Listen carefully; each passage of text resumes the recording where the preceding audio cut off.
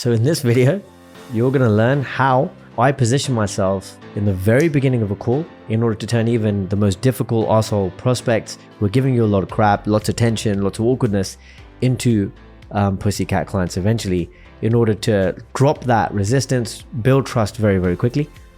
So they see you as the leader in this conversation, and how you can do that in just one small short intro, which is repeatable. And the more you practice it, the easier and less awkward it gets, almost turning it into an enjoyable experience, even if you consider yourself to be a little bit quieter or an introvert. Okay, so let's check this out. Now, my name is Jay Cruz, and I help agencies to scale very quickly by removing the awkwardness when it comes to conversations, automating the delivery of very special digital products, which are highly priced and rich businesses and people desperately want, okay, and how to take care of all the fulfillment and everything else. So you just focus simply on stacking and scaling your recurring income. All right, so let's get into this. I want to draw everyone's attention to the screen here. You're probably wondering what the hell this is and why I'm talking about it. So this is a nightclub. Now, if you imagine a nightclub or any exclusive club for that matter, what do you typically experience? You experience somebody trying to get you in. So we always talk about the promoter mindset, right? There's always one person who's selling tickets, promoting the event or the venue, like, hey, you should come, well, can I have this? Yeah, you can have whatever you like, no problem. They're always laughing, smiling, very charming, very charismatic, outgoing, and everything seems like it's possible, right? But then you also have the bouncer. So the bouncer is someone who doesn't care too much about how you feel, right? You may have experienced this. They're not overly charismatic. Typically, they don't talk too much, right? They just get straight to the point. They're very direct because their job is simply to ensure that the wrong people don't get in.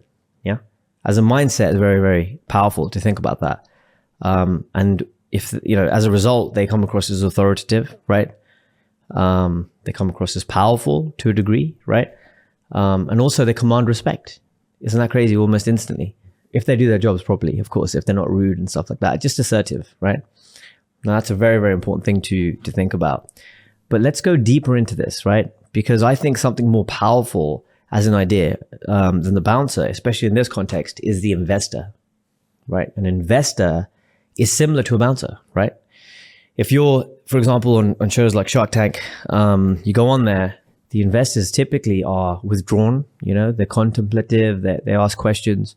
They're assertive for sure. They command respect, all the same things as the bouncer. But the difference is that they also ask very important questions because they do care, right? They care about your business. They care about what you're doing to understand it better. But they still have, resistance, and they still have that filtering sort of approach, which is very important because they're not just going to put their money, anywhere, right? They want to be very careful in what they invest in. So my question is really quickly off the bat, who would you rather be? Would you rather be the promoter? Someone who's charismatic, hey, free for all, anyone can come in, don't worry about it, we'll everything goes, which is what we call A to B thinking, which is they only think about getting somebody in through the door, that's it, and then their job is done, right? They don't necessarily think about getting, if they do get the wrong people in, the repercussions of that, if people cause trouble or people are overly intoxicated or whatever, when you think about a club, right? Or would you rather be an investor? And by the way, it doesn't have to just be a club, even a business, right? Anybody who lets everybody in and invests in everything doesn't have any money left, right? So then the psychology becomes they can't have that much money in the first place. So all these things sort of, end up sending the wrong signals.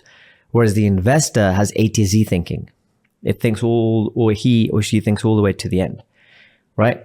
With the end point in mind. So they're thinking, well, how long is this business going to last before I invest? They want to make sure your books are in order, you're growing, your profits are high, right? Or in the right sort of category. And then they might ask questions like how many people you have in the business, how long you've been going for, all these important questions, which is not just about getting people in quickly, right? So my thought process, on this is perhaps there's another way to selling rather than trying to persuade people, trying to get people through the door and selling to everybody or anyone and everyone, right? Which leads me into the integrity intro, and that sets us up really nicely because the integrity intro is all about setting yourself up with confidence, right? So you feel confident because everything that you're laying down is open, it's authentic, it's honest, and it's all about providing a solution. If you can't provide it, then that's your only job, is to find whether your solution is going to fit with who you're speaking with, just like an investor mindset would have, right? So it's all about filtering politely. So if you look at the screen, this is a script we've used in our business in order to do exactly that, right? To filter with integrity, but it sets up a beautiful call and it takes the pressure off straight away. So if we look at the screen here and just go through this real quick. So I'll read it out, right? It says, okay, so let's say you've got someone on a call, they're in front of you or virtually, and you say, hey, how you doing? You get the niceties out the way, right? Like where you're from and all that kind of stuff, just to get comfortable. And then it's like, right, okay, so I'm going to dig into a simple agenda in just a second. That's coming. But first, just to explain what the call will be about today, I'm afraid there will be no offer. Bang, straight off the bat. And this comes down to what we call the 2-call close, which I'll discuss in just a second. So if you're selling anything for $500 or above, right, we typically push for the 2-call close. Yeah. Because if they're going to part with their money, they're not just going to buy a $1 ebook online or something like that, right? They're going to be pushing for where there's no, not much thought needed. If you're pushing something for 500, 1,000, 5,000, 10,000 and above, especially on a recurring basis, there needs to be a relationship that's created. Yeah. Because it could be detrimental to their business, obviously. So that's pretty obvious. But anyway, so you're saying straight off the bat, there's not going to be an offer, which is very different. This is what I mean by anti-selling. You're not looking to sell, you're just looking to filter. And you're making it very clear that there's not going to be an offer on this call, because this is just a fairly light first call to get to know you, what you're working on, what your overall goals are, and whether we are right to help you to achieve your overall goals. Simple, right? If we cannot fix a very specific problem you have and we're not right for you at this stage, then I will let you know, pretty much right away. Is that okay? Is that all right? They're obviously going to say yes, typically. And then you say, right, but having said that, if we both feel, you see what I'm saying here? It's consultative. It's not the same old, shoving what you have down someone's throat. I'm trying to persuade and use all these techniques and strategies. It's a collaborative process. And you're saying, look, if we both feel like, yes, we are aligned and there's clearly a problem we can help you to solve, we'll move into locking in another call where I dig deeper into your position amongst competitors. And I'll talk about what we do in our process, which is why why we say competitors here. With a full but easy to understand competitor analysis and how we can begin attacking the market with value-driven quality content, which is what we offer as part of our business. Your offer and your solution, is obviously going to be different, so you can tailor that. But if you notice what we do here, again, it's very powerful, right?